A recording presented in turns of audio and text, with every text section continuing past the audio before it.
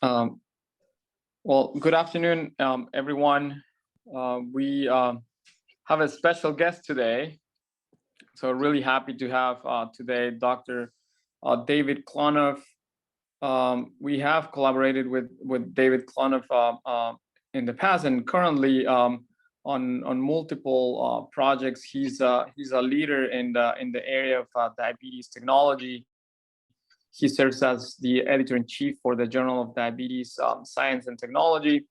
He's also a professor of medicine at UCSF and has had a long trajectory in the area of diabetes technology. Has been there since the initial CGM devices and AID systems. So he's very knowledgeable in the areas of all technologies related, not only the wearables, on digital technologies, et cetera, and the new technologies coming up for diagnosis, for monitoring. So it's really a great pleasure to have him with us today. He is going to talk about the Internet of Things and the diabetes ecosystem. So, you know, as we are patients are wearing these devices, but you know that there's also digital apps. There's different ways that patients are using all these technologies, telecommunications, digital health, these wearables, these sensors, etc. So there's no one better to give us an overview of this than Dr. Klonoff. So we are really happy to have you here, David. So thank you. Well, thank you, Francisco. I'm really happy to be with this group. You have a really strong group at Emory, and I've had the pleasure of working with you, Francisco, and also with Georgia, Guillermo, Jithan, Venkat, and others. And it's really nice to have an opportunity to speak with you, and look forward to working with you some more in the future. These are my disclosures. And I want to start by saying today I'm going to be focusing on data, which is what we care about with the Internet of Things. And we could think of data as the new oil of the digital economy and of the diabetes world also. Just about everything we do these days is centered around obtaining and analyzing data. And when we analyze data, it comes from the Internet of Medical Things. So the definition of the Internet of Medical Things is we can think of this as a network of internet-connected medical devices and software applications used to connect healthcare information technology. The Internet of Medical Things allows wireless and remote devices to communicate over the internet to allow rapid and flexible analysis of medical data. So this is the Internet of Medical Things, and it's all centered around transmission of data, collecting it and using it. This is an article that I wrote earlier this year where I emphasized the importance of digital connectivity, being able to transfer data from one to another. And in this article, which I wrote with others who are interested in technology, we referred to digital connectivity, which is part of the Internet of Medical Things, as the sixth vital sign. So we know about blood pressure, pulse, a respiratory rate, temperature, and pain has sort of moved in as the fifth vital sign. And we consider digital connectivity the sixth vital sign. And we have a questionnaire, which we developed, and the number of yeses that one gives is the total score. And when you think about it, it's not enough just to have good treatment. People nowadays need good digital connectivity. If they don't have it, they may not get the best care. So what I'm going to talk about today is about the diabetes ecosystem in terms of diabetes data. And I want to talk about trends in the use of diabetes data. And there's 5 areas. I'm going to talk about technology to collect data, to integrate data into the electronic health record, to interpret data, to protect the data, and to use the data to improve outcomes. So those are the 5 areas. So this is the San Francisco Chronicle, but it's the headline 3 years from today on December 2025. And these are the stories that we'll probably read in the Chronicle. The headline will be how Internet of Things sensors are transforming diabetes. There's growing interest in CGM since there was a way to get data into EHR. Here's a technology news article about the GRI, glycemic risk index composite metric used to analyze CGM data, and I had some help from the Emory team on this. Diabetes cyber standard is adopted as a big deal, and more diabetes data will lead to better outcomes. So these are what I think will be the headline in the next 3 years, and these deal with the 5 areas of using data ideally. So first, technology to collect data. This is a slide of the inventor of the first wearable device. This is Mae Jemison, who's a friend of mine. She was the first African-American woman astronaut to go into space. And she developed a type of wearable device used for continuous autonomic nervous system monitoring, especially to figure out if astronauts are getting space sickness. On the left is my research nurse, Irina Neiberg, who's on this call. And Irina agreed to model these wearable devices and pose in this picture with May. So this goes back about 16 years. And so when we think of the improvements in wearable devices, I think we should give credit to May. I've got a couple slides about how pervasive wearable devices are. You can see that in the next few years, more than 25% of the population, the red dots, will be using wearable devices. And this comes out to 80 or 90 million people. So they're becoming more and more popular. If you're a business, you can see that there's a expanding interest and there's money to be made, whereas sales now are a little over $7 billion. By 2030, they'll be $54 billion. That's both for the dark blue devices, which are for diagnosis, those are sensors, and the light blue devices, vectors, and those are therapeutic devices. So it's growing.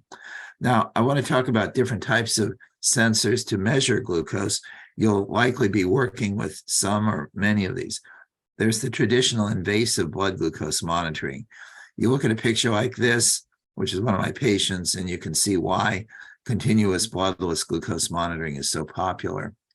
Now, for the younger doctors, you may not know what this is, but this is a blood glucose logbook. Up until about 7 years ago or so, every blood glucose monitor and every medical device was a brick. It didn't communicate. So if you wanted to show the doctor your blood glucose levels, you'd write it down in a book like this. And when doctors look at these kinds of books, it's very difficult to comprehend all the numbers and absorb them and figure out what are the averages, what are the trends. But this is how it was until very recently. Today we have software. This is an example of one type of software where you have color coding according to the glucose values. There's many different ways of slicing and dicing glucose software, whether it comes from a blood glucose monitor or continuous glucose monitor. So I talked about invasive monitoring. Now, the other ways of measuring glucose are non-invasive and minimally invasive. So this is an article that I worked on with a team from Diabetes Technology Society. We published it last year.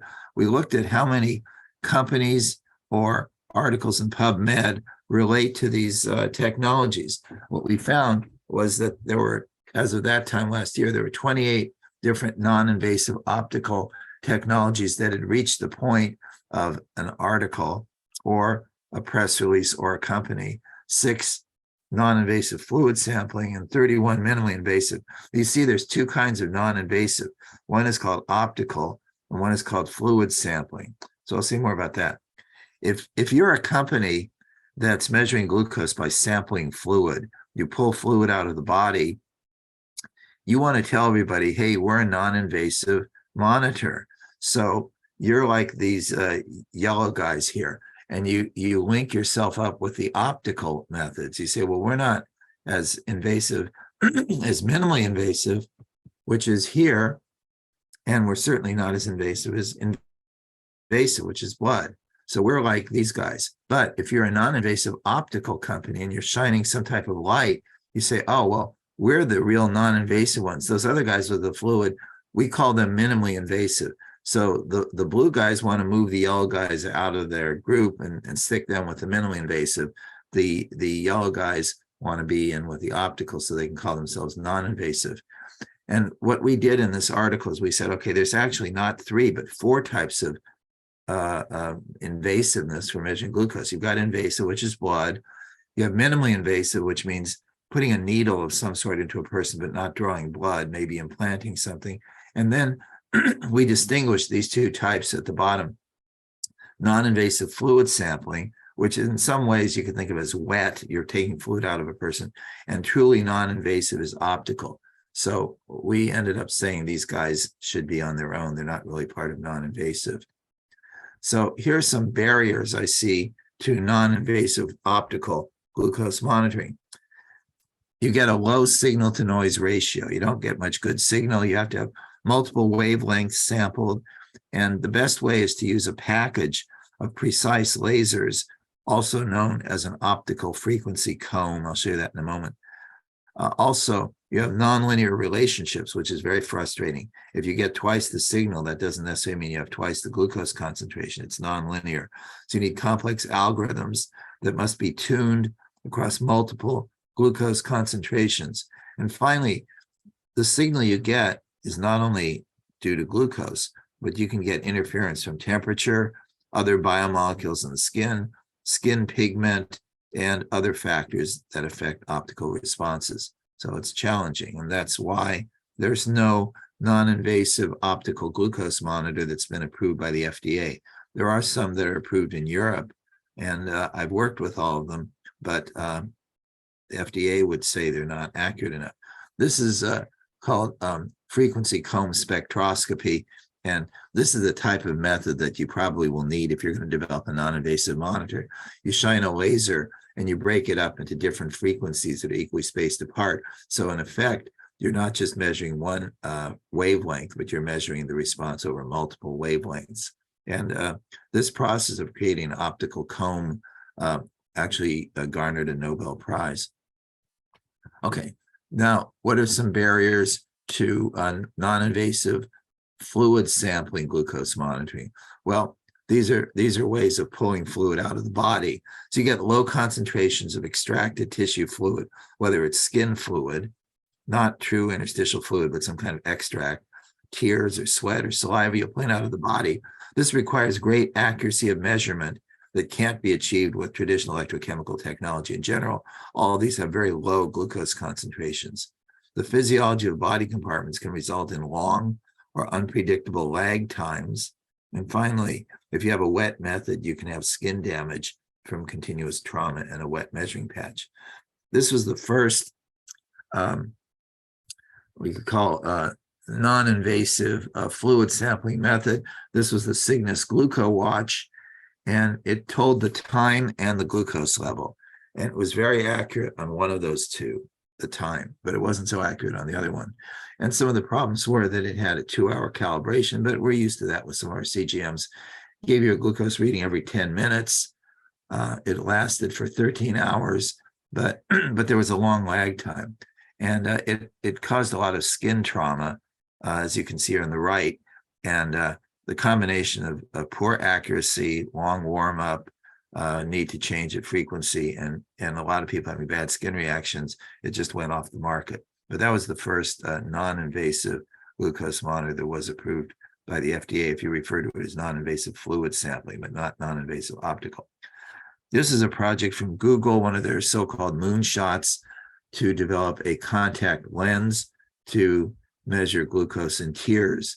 And Irina and I worked on this with Google, but unfortunately, even though it seemed like a good idea, they ended up dropping the project. And generally, a company like Google would not drop a project if it was successful.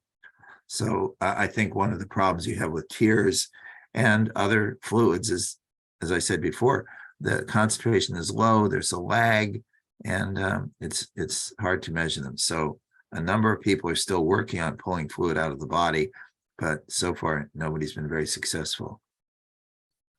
Now, some of the problems with minimally invasive, which means you've put a needle into the body, but you haven't drawn blood.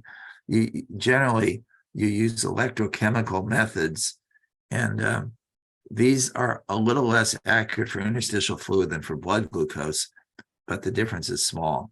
And the reason may be physiologic, that you're not seeing the exact same glucose concentration in the skin at any given moment that you're seeing in the blood. Then there's the risk of adhesive allergy for inserted devices or procedure-related adverse events when you're inserting or removing these devices. We have examples of patients who have had allergies, or the device has fallen out, or they've had some kind of a local problem. So it usually works well, but not always. And then there's some other methods that have been used besides electrochemistry. Electrochemistry is what the major three CGM companies use. But you can also use an approach called reversible affinity with a glucose binding protein, and that would be implanted. So this is what Senseonics uses, reversible affinity. And there's different kinds of signals you can measure. Fluorescent, which is what Senseonic uses, osmotic binding, which is what Life Care uses, and there's different ways of implanting sensors. So we'll see how those work out. Here's an example of adhesive allergy to a continuous glucose monitor. This is an extreme case, but you do see these. Another type of sensor that we're getting interested in is continuous ketone monitoring. This is an article we published in JDST from a group at Abbott and at Sansum. And it's the first report of a continuous ketone monitor in humans in vivo. And they had good accuracy. They ended up defining the accuracy. There's really no defined accuracy, but this was reasonable. They said that if you're less than 1.5 millimeter, if that's your target, then 82.4% of the data pairs were within this range, 0.25 and 91.4 and 0.3. And if you have a higher accuracy target, then you have these other numbers. So basically it had good accuracy. And here's some people I think will be candidates for continuous ketone monitoring. First, any patient with diabetes who uses insulin, because if you stop your insulin, maybe you're going to go into ketoacidosis. And that's especially useful for people with recurrent DKA with type 1, or the so-called ketosis-prone type 2, where they may not even be on insulin, but suddenly they develop ketoacidosis, and they don't know when it's going to happen. Also, people who use SGLT2 inhibitors are at increased risk of ketoacidosis, whether they're using it on-label in type 2 or off-label in type 1. And this would be a good way for them to be warned. And finally, when people are on a ketotic diet, they want to get their ketone levels up, which they feel means that they're on a low carbohydrate intake and they're metabolizing ketones. This kind of device would tell people how they're doing. And then there's a few examples of diseases that I don't treat that are neurologic diseases. And when you put those people on a ketotic diet or low carb ketotic diet, they can actually improve. So I think the continuous ketone monitor will be adopted by many groups, not as many as glucose, but many groups. So I think that continuous ketone monitoring will become part of a digital health dashboard of multiple physiological metrics, and we'll see CKM and CGM sensors combined on a single device, and they'll be integrated into automated insulin delivery systems to provide early warning of pump failure. And we talk about different sensors in this book that I edited that came out this summer, Diabetes Digital Health and Telehealth. I edited it with David Kerr, who's also at Diabetes Technology Society, and Alyssa Weitzman, who's at Harvard. One other way of obtaining fluid would be hollow microneedles. One of the reasons I'm showing you this slide is because the journal is called Talanta, which reminds me of Atlanta, but it's an analytical chemistry journal, and it means making a measurement. Here's an idea somebody has for an automated insulin delivery system that's on a needle. And the idea is if you're a rat, you've got these needles in you. One is for sensing glucose, the other is for delivering insulin, and it just shows as the glucose level falls. This curve really doesn't mean anything, but they just put it in there. So imagine if we could see an automated insulin delivery system on a needle. That'd be pretty wild. Here's some examples of what we can do with wearable devices. And this slide shows where you can wear them and what type of form factor they have. So you see all sorts of wearables and all sorts of locations.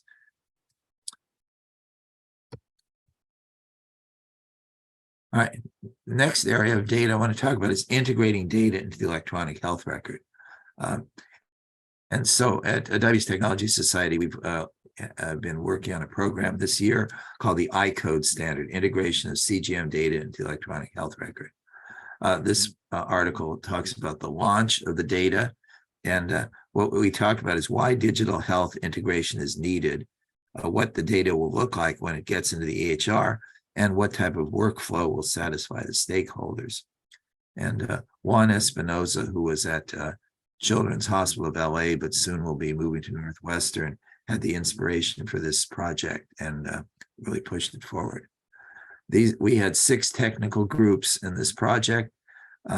Essentially, 3 of them were technical groups that deal with data, and 3 of them were operational groups, how you work with the data once you've defined it and produced it in a way that all the CGM data looks the same, no matter who's the manufacturer. And these are some examples of data standards that we looked at, different things that we don't always think about, but we want to make sure that the data looks the same from any product. And so this project came together. We had a needs assessment, solution identification.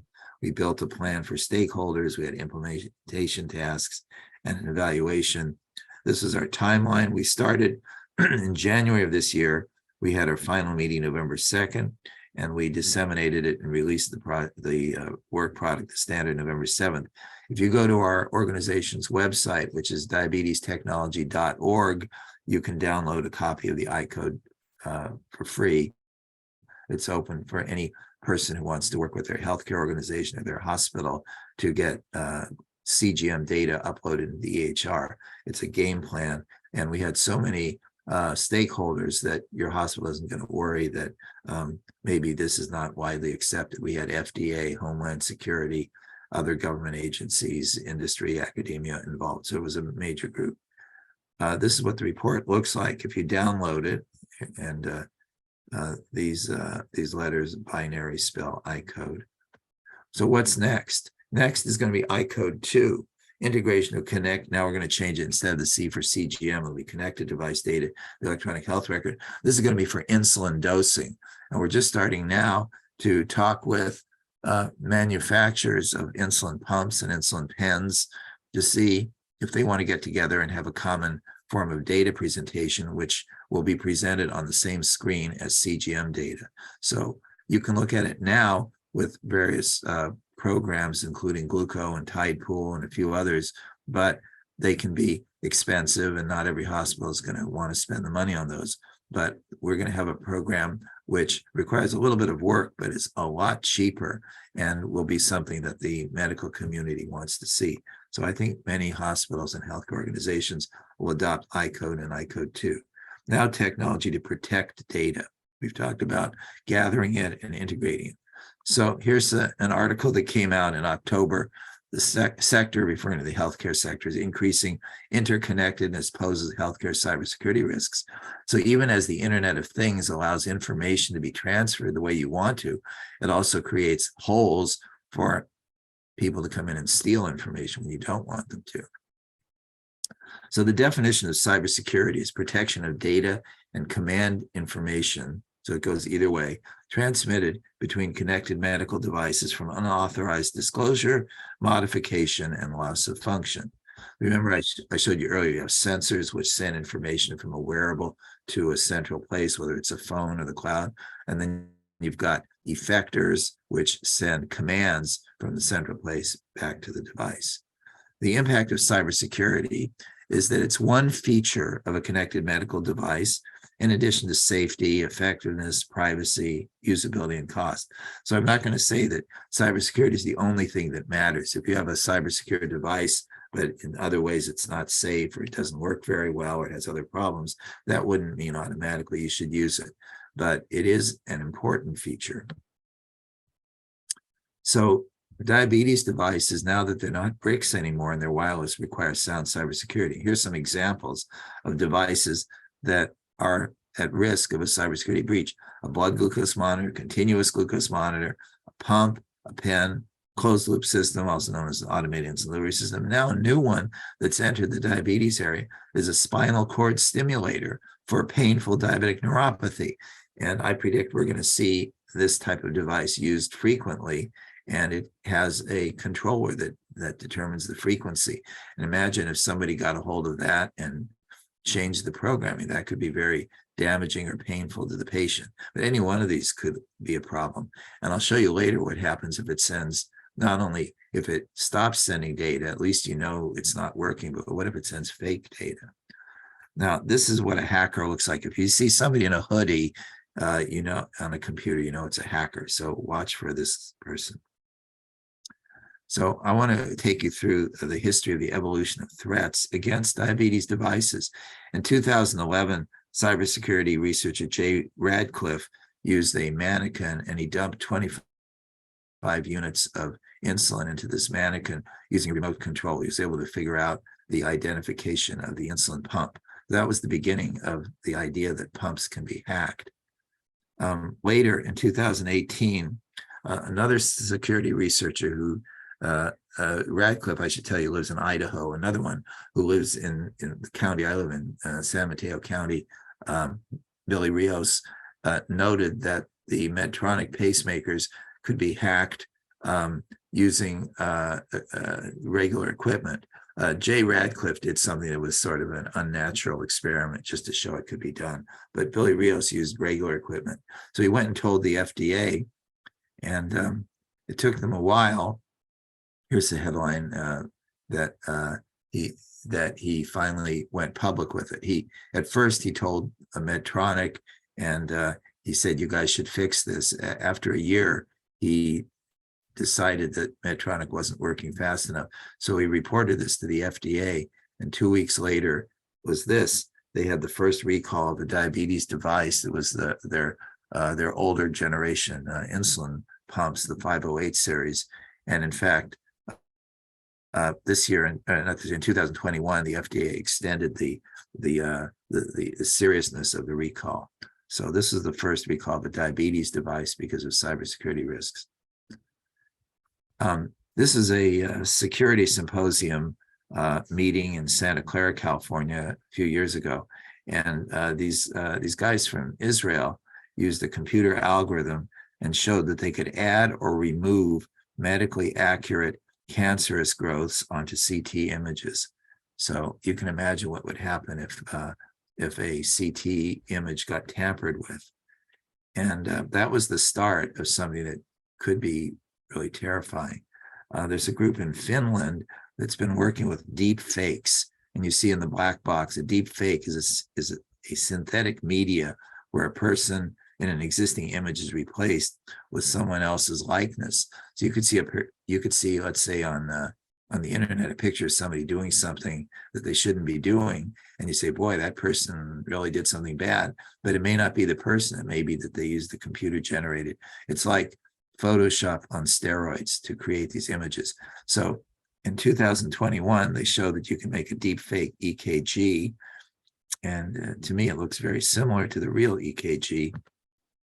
This year, they show that you can create a deep fake osteoarthritis of the knee, and they showed these deep fake pictures to orthopedists and radiologists and said, can you tell the difference between the pink row, which is a deep fake, and the green row, which is a real X-ray? And they couldn't. So it's obviously important to keep images safe from getting hacked, or somebody could end up coming to some surgery they don't need, or other terrible things happening. Now, people have said, but has anybody actually been killed or hurt from cybersecurity? Well, yes, the vice president of the United States was killed because of a hack in 2012. But fortunately, it was only a television show, Homeland, and the vice president in that show had a pacemaker, and the bad guys gained control of the pacemaker and sped it up and killed him. But we do know that often what you see in the media turns out to something that's real. So we hope this never happens. So this is the first example of somebody being killed from a hack, but it was only fiction. Now, in 2020, there was a death that was blamed on cybersecurity. This is a picture of a hospital in Dusseldorf, Germany, and you can read the article. It says a German hospital hacked, patient taken to another city dies. So the story says a ransomware attack caused the IT systems to fail at a hospital in Dusseldorf, and a woman who needed urgent admission died after she had to be taken to another city for treatment. The woman's death appeared to be the first resulting from a ransomware attack. Now, this was not a fake vice president. Later, some people said, well, this woman was so sick, even if she had been admitted, the hospital couldn't have saved her. So it became sort of, well, she did die because she couldn't get to the hospital. Maybe she just died because she was so sick. So they said, all right, we won't count that one. Maybe there hasn't been a real death. Then 2021, here you have an Alabama baby who died due to hospital ransomware. So at this hospital, as we read the story, an Alabama baby allegedly received inadequate childbirth health care at an Alabama hospital in Mobile in 2020 and later died because computers were crippled by a ransomware attack, according to a lawsuit. So the mother came in to deliver the baby and they didn't have good monitoring equipment. The child's mother claims Spring Hill Memorial Hospital failed to alert her about the cyber attack and the hacker's demand for ransom when she checked into the hospital to deliver her child. So the hospital says, well, it's not our fault. We were under ransomware. Our systems didn't work. And the mother says, well, you should have warned me and I would have gone somewhere else. And I think if a hospital gets attacked by ransomware, it just can be a disaster for that hospital. So we'll see what happens in how this lawsuit plays out. But this does appear to be an actual death due to a cybersecurity hack. Okay. If you have a problem, usually what helps is standards. So I want to say something about diabetes device cybersecurity standards. This is a Wired magazine. In 2014, I had the idea of creating the first medical device cybersecurity standard. So I worked with the FDA and with other organizations. And at that time, Wired magazine thought it was pretty wild idea. So they came out to my hospital and wrote a nice article. And in 2016 at Diabetes Technology Society, we completed DT-SEC, which was the first cybersecurity standard for any type of medical device. Later, we expanded it to include mobile phone control of devices, not just a controller mobile phone, and we called that DT-MOST. So we finished that in 2018. But the problem we had was that Diabetes Technology Society, while it created a standard, is not recognized by FDA as an official standards development organization. So there were some companies that used the standard to show the world that they had good cybersecurity, but the FDA would not look at it. So IEEE approached us and said they wanted to take over the standard. Also, UL approached us and we said if they worked together, they could both share the standard.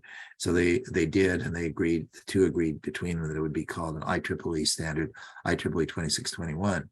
And so working with IEEE and Underwriter Laboratory UL, we took DT-SEC and DT-MOST and with a little bit of modification, put it into an IEEE format known as IEEE 2621. And if you look inside this red box toward the bottom of the slide, it says IEEE, which is this is the largest organization of electrical and electronics engineers in the world. IEEE 2621 series defines a foundational security framework and specifies requirements for cybersecurity assurance. And what's unique about this standard, or I'd say unusual, unique in the medical field, is it has not only performance requirements, like you've got to do this and this, but assurance requirements that you have to have it tested and prove it. And we see increasingly in this world that there are claims made that are not correct. And so if a company wants to claim that they have good cybersecurity, they need to go through this process. So we laid out the kind of standards, what's needed, and then we included a conformity assessment program. So I want to ask you and answer what's going on with the conformity assessment process. What is conformity assessment? This is San Francisco right after the 1906 earthquake. And the city was a mess, and partly because the buildings were constructed very poorly. There were no codes, and if there had been, everything would have not been up to code. And so eventually, FEMA and other organizations said we have to have earthquake building codes. It's not enough, let's say, for a builder to say, yeah, this building looks pretty safe. You actually have to build it up to code. So the reason you have codes is for safety. You want to make sure that the device is safe. In this case, that the building is safe, or in the case of what I work with, that the diabetes device is safe. And in the standards world, there is a process for that known as common criteria, because it was developed by a number of companies, also known as ISO 15408. And this is a procedure that specifies how to have performance requirements and assurance requirements. And we use that with IEEE 2621. We use it with DT-SEC, DT-MOST, and IEEE 2621. And common criteria currently is used for military software, and it's used by credit card industry, but almost nobody else uses it. However, I think it's going to become more and more widely adopted. The reason IEEE wanted to take over DT-SEC so badly was because they believe, and I do agree with them, that a lot of devices are going to be requiring cybersecurity standards, and IEEE wanted to be the organization behind them. And what they're going to be doing when some other type of device shows up, not a diabetes device, but a cardiology device or a neurologic device, something like that, they'll say, well, let's start with IEEE 2621 and then modify it as needed for your device. So this is going to become like the core device standard for medical device cybersecurity. And so IEEE created a conformity assessment program. I chaired 2621, and I've been chairing the conformity assessment program, which sets up specific criteria for how to accredit a lab that's going to do the testing and what sort of tests the lab should do so that the testing will be accepted. And we're in very close communication with FDA, and I expect that during the first half of next year, they will recognize 2621 along with its conformity assessment program, so that if a manufacturer wants to tell the FDA, well, we're secure, we have good cybersecurity, the FDA will then say, okay, if you show us evidence that you conform, that is a statement from an accredited lab, accredited by IEEE, then we'll accept that as evidence of cybersecurity. Otherwise, it can be confusing for the company. How much do we have to show to convince the FDA? But they say, they will say, I believe, if you do these things, we'll accept it. FDA itself has its own cybersecurity issues. And last month, they created a new office. They call it the Office of Information Security, also known as the Office of Digital Transformation.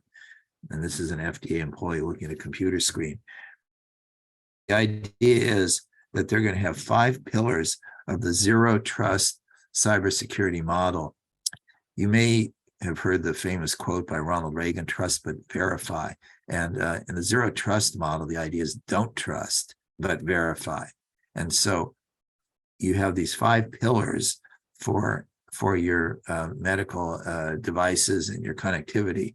You have to make sure that there's the right identity, that the device is secure.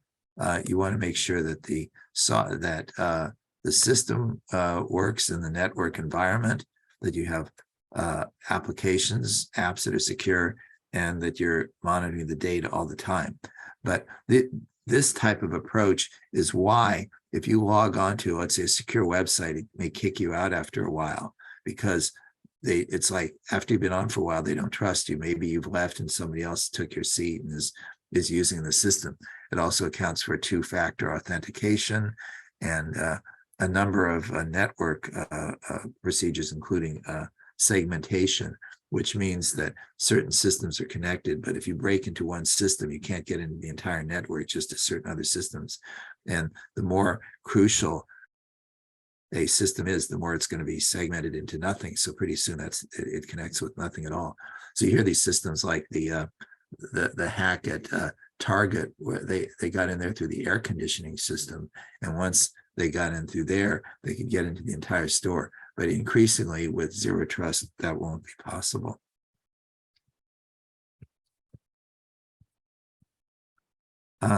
Now, the 4th area of data I want to talk about is technology to interpret data.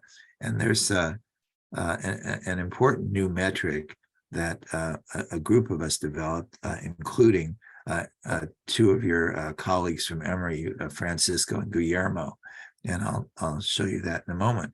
But I've always had the feeling that when we meet a patient, there's two questions we generally ask.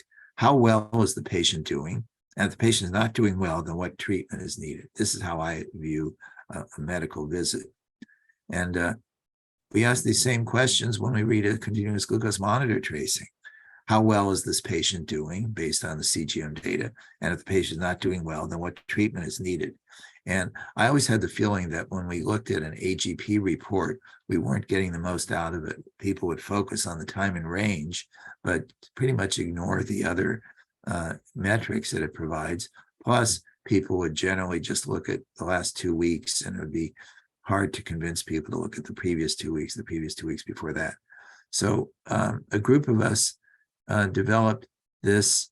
It's essentially, it's a composite metric. And we published this earlier this year. It's called the Glycemia Risk Index, GRI of hypoglycemia and hyperglycemia for continuous glucose monitoring, validated by clinician ratings.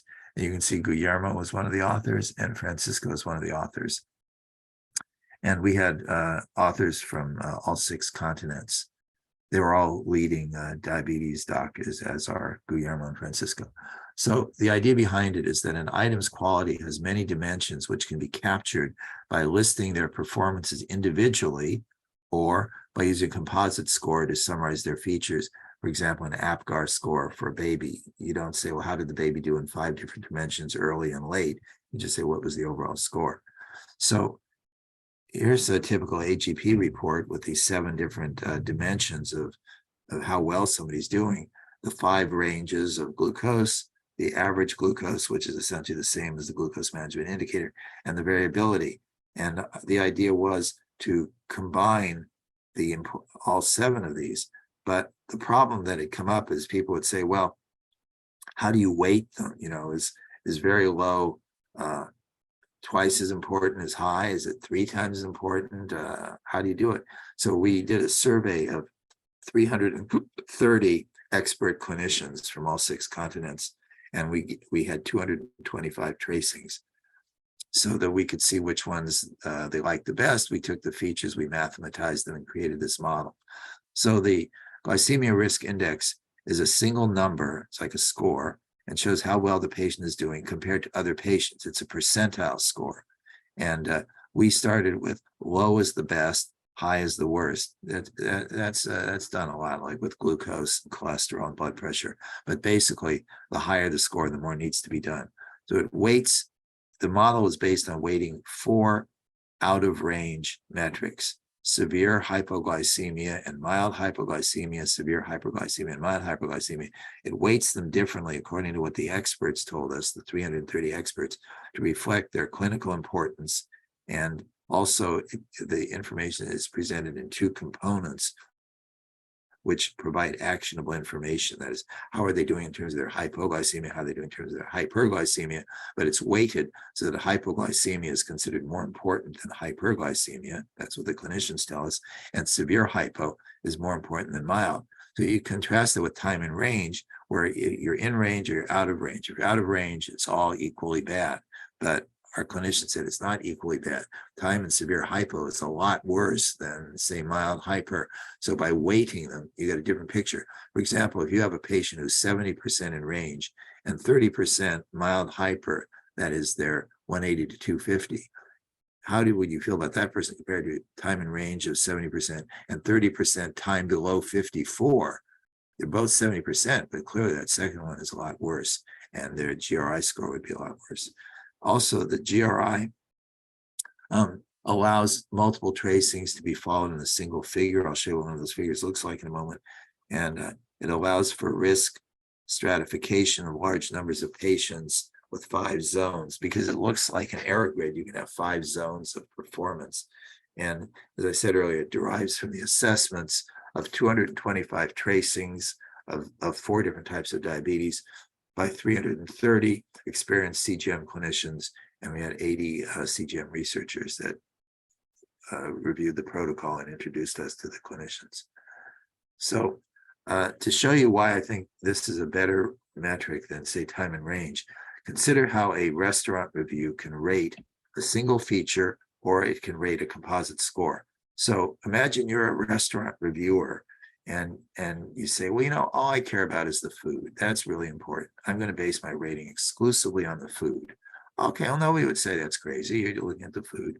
And you say, I don't care about the cleanliness, the noise, the wine list, the service, the parking, the reservation system. I care only about the food. Okay. So you go to a restaurant and the better the food, the more stars. So maybe you go to a restaurant, the food is good. And so that gets 4 stars out of 5. I say, well, my job is done. It's a 4-star restaurant because it's got 4-star food.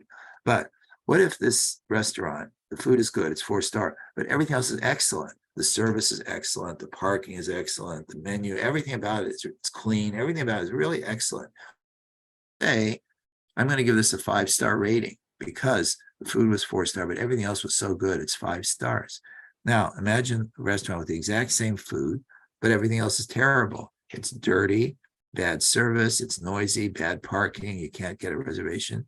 You might say, yeah, the food is good, but everything else is terrible. I'm going to give this 3 stars.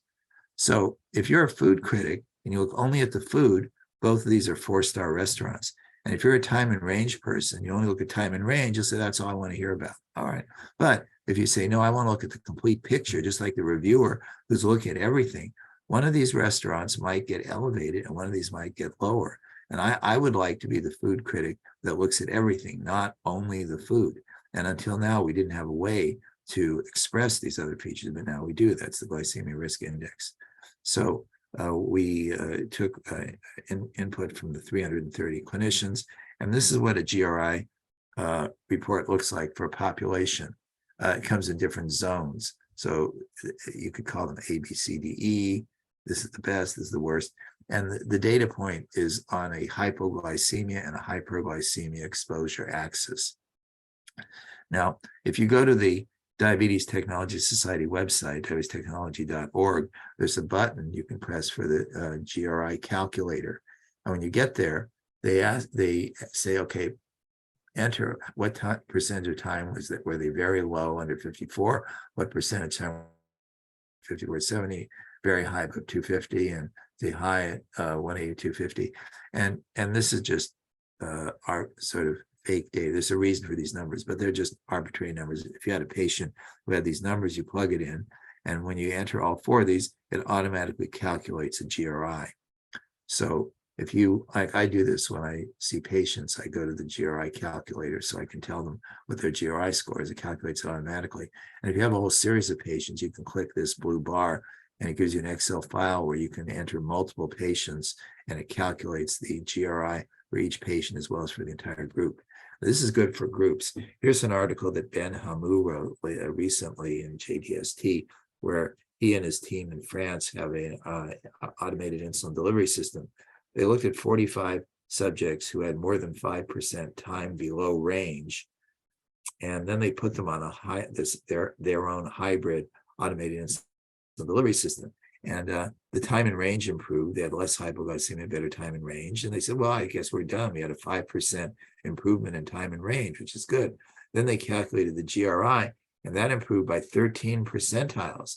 So this method is more sensitive to these kinds of changes, especially when you have improvement in hypoglycemia. And then they plotted their population in this picture on the right. The circles are before when these patients were on open loop, and the black diamonds were after they went on to closed loop. And you can see there's a general migration from worse colors or worse zones to better colors or better zones. And the improvement was especially in terms of less hypoglycemia. So this one picture gives you a sense of how their entire population was doing. Now, some people would say, well, you have to look at a 14-day tracing. Well, we did base our findings on a 14-day tracing, but Viral Shaw in Colorado said, well, maybe you could just look at 7 days. If that's all you've got, maybe that gives you a GRI that's pretty similar to the 14-day tracing. And so he went out and his team calculated this, And this is called optimal sampling duration for continuous glucose monitoring, estimation of glycemic risk index. First, he said, if you could look at 90 days worth of data, you'd have a less variability, you'd have a better reading, but people won't wear a CGM for 90 days generally. However, so he said that if you put it on for 14 days, you have an R squared of 0.88. So you have pretty good correlation with what would be 90 days. But if you only do it for 7 days, you have 0.79, which isn't that different. So he makes the point that if you only have 7 days worth of data, you still get a fairly accurate GRI. And the numbers for time and range that he referenced in his article were similar. It was like about 0.86 compared to A1C. But it's an interesting idea, and where I think this could come up is if it's used either for people only using a CGM for 7 days, or maybe people in the hospital. But it just showed that the GRI is pretty consistent even after 7 days. Okay, finally, technology to use the data to improve outcomes. This is what it's all about. Here's generally what we do with data. We take data from a population. We use sensor data, genetic data, genomic data, physiological, which could be like cardiovascular features, behavioral and environmental data. We put it all together. This is a smartwatch that's collecting some of it. We crunch. We use a machine learning based analysis. And now we can distinguish a diagnosis, which are these red people, compared to healthy people, which are these gray people. So this is the idea behind precision medicine. You look at a lot of data, and then you can distinguish whatever is the diagnosis from the healthy people. So once you've made this model, now you can take your next person who's not part of the original group, but you built the model from your machine learning based analysis, and you put it in, and you can distinguish this person, whether they have the diagnosis or healthy. And this is the essence of precision medicine. And I believe that the group at Emory is collecting a wide variety of different types of data. And the more types of data, the more variety, and the greater volume, of course, the more accurate their machine-based learning analysis will be. This is a tool that's super important. Artificial intelligence, the group at Diabetes Technology Society plus several other non-Diabetes Technology Society people came together. We wrote this article this year about using artificial intelligence for predicting and diagnosing complications of diabetes. And we're doing a study right now on one of those complications. Now, in order to use the data, you have to have access. And here are a couple of articles that came out in the last year or so, one from DT&T and one this week in JDST, that talks about disparities, essentially. If people need government assistance from Medicare or Medicaid, they have to be able to get the product. And those agencies have not been consistent in their requirements. And some would say they just don't know what they're doing.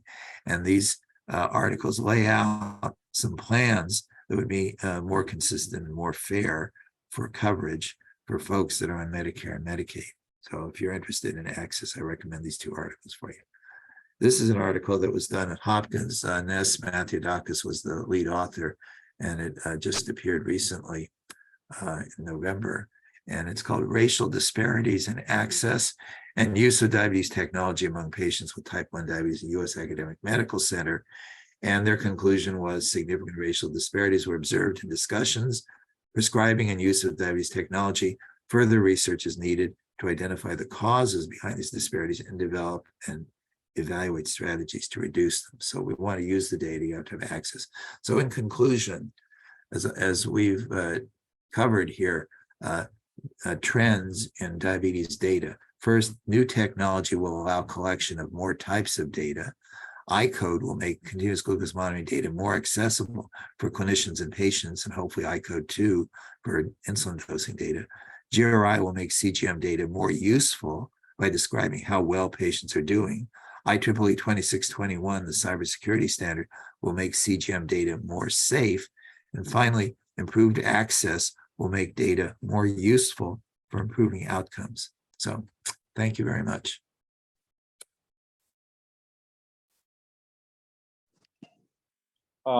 David, thank you very much for that overview. I thought it was fantastic and very comprehensive, and it tells us about really the impact and your contributions to the area at different levels.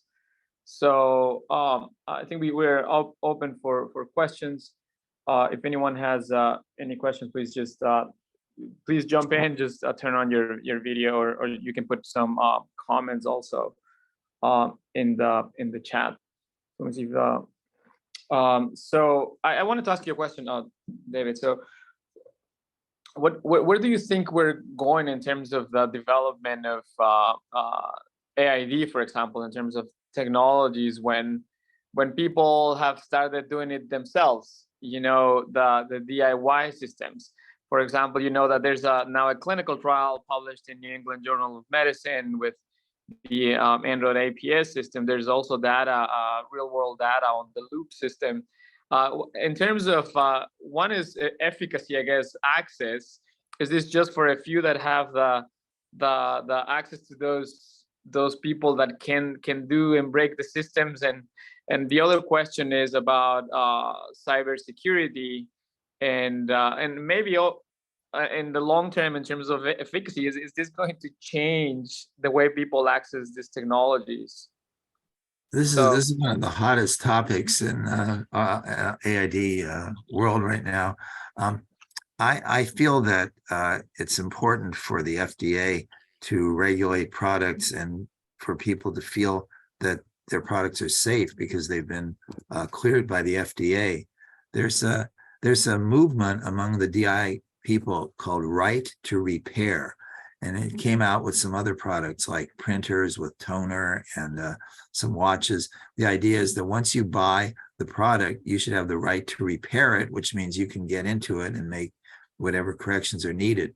So based on that, the DIY believers have been writing to the FDA and saying, well, we're part of this right to repair movement. We want to be able to get into our products, and we want cybersecurity so the bad guys can't control our devices, but we don't want it so tight that we can't control our devices. But my feeling about some of these articles that I've seen is that if a product doesn't work, it may be rare, and even a clinical trial that's reported in a medical journal of hundreds of patients might miss a rare complication. So for me, I would want a product that has regular patching, which happens when it's FDA cleared and has been reviewed by engineers at FDA. But many patients don't feel that way, and they want to be able to control their own device. So I think it's going to be an interesting story how this develops. Yeah, I agree, and the most interesting part of this is that it seems like the systems actually work well, but obviously we need a regulation from FDA, and from a clinician perspective, is that not having the backup from FDA gets a little bit challenging. I don't know if you have any comments on that part of what clinicians should do. It's tough. I mean, would you want to fly in a plane that hadn't been approved by the FAA? If someone said, hey, I'm a good flight engineer, trust me, it's safe. You might, but you might not. And you're flying with an AID system, and who was it that cleared this, and how often does it fail, and who's keeping track of failures so they can fix them? I don't know the answers to these. Yeah. Absolutely, but it's really interesting. So many people are using it. So I have a couple of comments here. One from Jithin. Maybe Jithin, if you're there, maybe you can jump in and ask your question. Sure, and thank you, Francisco. David, thank you so much for this excellent talk. So do you have any thoughts on chat-based telecommunication services, teleconsultation services, especially for diabetes management, like for routine care, and the possibility of these being automated? And then the follow-up question to that was, do you think there is a security vulnerability there, especially if the backend database or the parameters for these chat-based services are hacked? Yeah, I think chat-based has a lot to offer, but there is a security risk. I would like to see companies just stepping forward and having their products tested for security. Actually, I had a slide, I didn't show it to you, but they asked a group of people, would you give up sex for 1 year if you could have good cybersecurity? and 40% said yes. So a lot of people think cybersecurity is really important.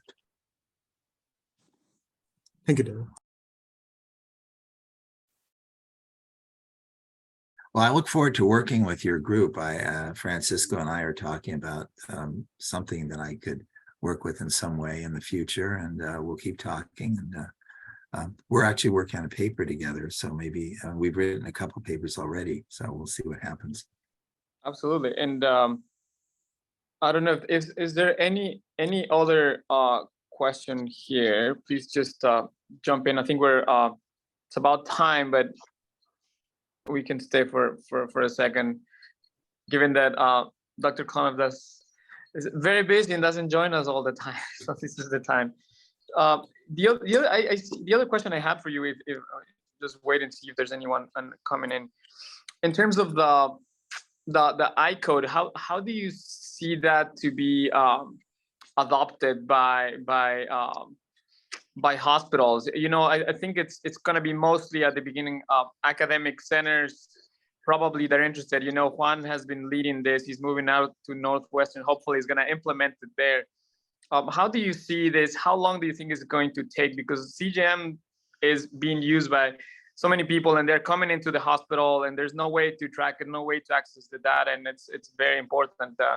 But I don't know about in terms of the implementation after you guys have recommended this series of recommendations. Well, I think at some point at least two of the products will become cleared by FDA.